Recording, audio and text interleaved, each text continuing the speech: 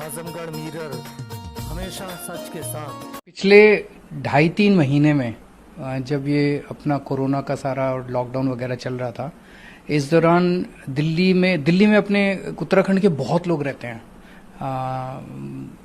पहाड़ों से आए हुए बहुत लोग रहते हैं। उनमें कई लोग आए मेरे पास और उन्होंने कहा कि दिल्ली के अंदर इतना शानदार काम हुआ है पिछले 5 साल में, आप उत्तराखंड में आके चुनाव लड़िए। एक व्यक्ति आया अपनी बहुत सारे कॉलोनी के लोगों को लेके, उसकी बेटी के 93% नंबर आए थे और सरकारी स्कूल में। तो उसने कहा मैं तो सोच भी नहीं सकता था कि इतने अच्छे नंबर आएंगे, मैं अपनी बेटी को डॉक्टर बनाना चाहता हूँ। और मैंने उम्मीद नहीं की थी कि सरकारी स्कूल में पढ़ने वाली मेरी बेटी डॉक्टर बन सकती है, लेकिन अब मुझे लग रहा है कि मेरी बेटी डॉक्टर बन सकती है। सो सब लोगों ने कहा कि आप उत्तराखंड में चुनाव लड़िए।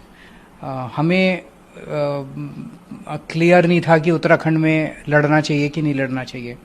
तो हमने फिर उत्तराखंड में सर्वे कराया और सर्वे में लोगों से पूछा कि क्या आप चाहते हैं कि आम आदमी पार्टी उत्तराखंड में चुनाव लड़े।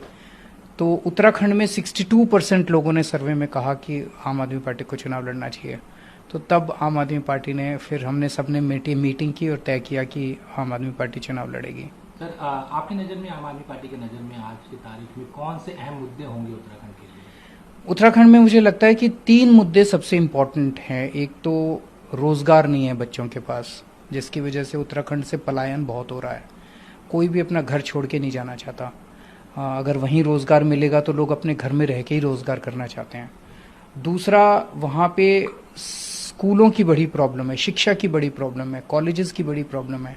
सरकारी स्कूल, सरकारी कॉलेजेस की हालत बहुत ज़्यादा ख़राब है। प्राइवेट स्कूलों का बहुत ज़्यादा शोषण है। तो जैसे दिल्ली के अंदर हमने ठीक किया स्कूलों को, शिक्षा को, वैसे ही वहाँ भी लोगों को अब ये भरोसा है कि यही लोग ठीक कर सकता है। इन्होंने दिल्ली में करके दिखाया, अब ये उत्तराखंड में भी करेंगे। और वैसे ही स्वास्थ्य सेवाओं का, अस्पतालों का, इसका बहुत बुरा हाल है। वहाँ पे एक प्रथा है डंडी खंडी करके, जिसमें पहाड़ों के ऊपर लोग रहने वाले, वहाँ पे आसपास कोई अस्पताल, कोई क्लिनिक नहीं होता।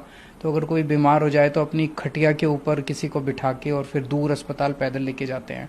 तो अब गांव-गांव के अंदर क्लिनिक खुलने चाहिए। जैसे दिल्ली में जब किसी ने यकीन नहीं किया था कि हर मोहल्ले में क्लिनिक खुल जाएंगे, ऐसे ही लोग जब मैं कहता हूँ तो यकीन नहीं करते कि गांव-गांव के अंदर, बस्ती-बस्ती के अंदर क्लिनिक हो सकते हैं। लेकिन दिल्ली में हुए, वहाँ भी होंगे। सर, आपके लिए उत्तराखंड कितना अहम है? क्योंकि 1.5 साल है चुनाव को उत्तराखंड के, इसको लेकर आप कितने गंभीर है, पार्टी कितनी गंभीर है?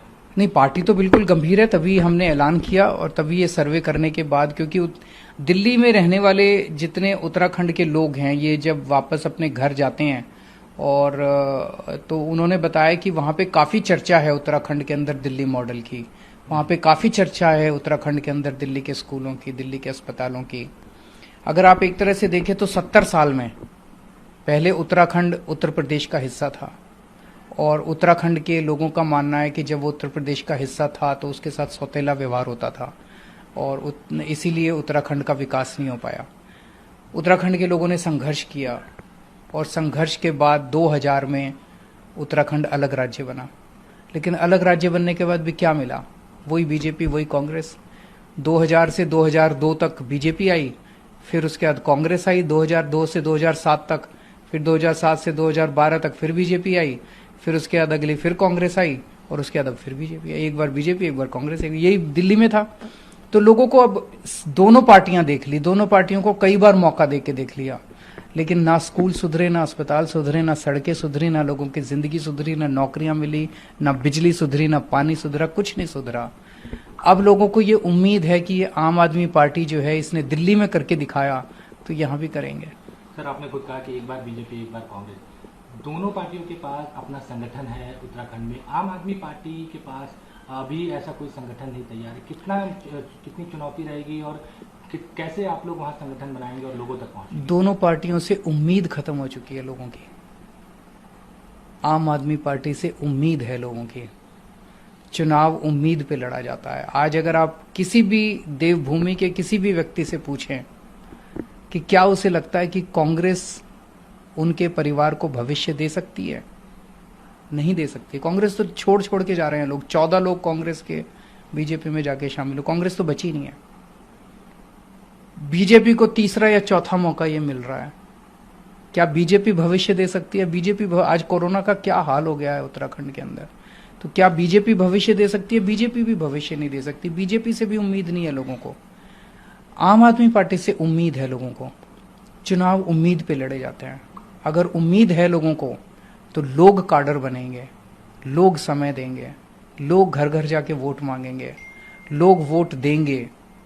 केजरीवाल के लिए नहीं, आम आदमी पार्टी के लिए नहीं, अपने बच्चों के भविष्य के लिए। सर दिल्ली में जैसे आप एक चेहरा है, उत्तराखंड में पार्टी की तरफ चेहरे बहुत निकल के आएंगे, उसकी चिंता मत कीजिए। 1 करोड़ लोग उत्तराखंड के, उनके साथ मिलके एक उत्तराखंड मॉडल बनाएंगे। जैसे दिल्ली मॉडल है, एक देवभूमि मॉडल होगा जो पूरी दुनिया में फेमस होगा। तो ये माने कि आम आदमी पार्टी आने वाले चुनाव में 70 की 70 सीटों पर उत्तराखंड। बिल्कुल, फरवरी 2022 में जो उत्तराखंड में विधानसभा चुनाव होंगे, उनमें सभी सीटों पे आम आदमी पार्टी चुनाव लड़ेगी।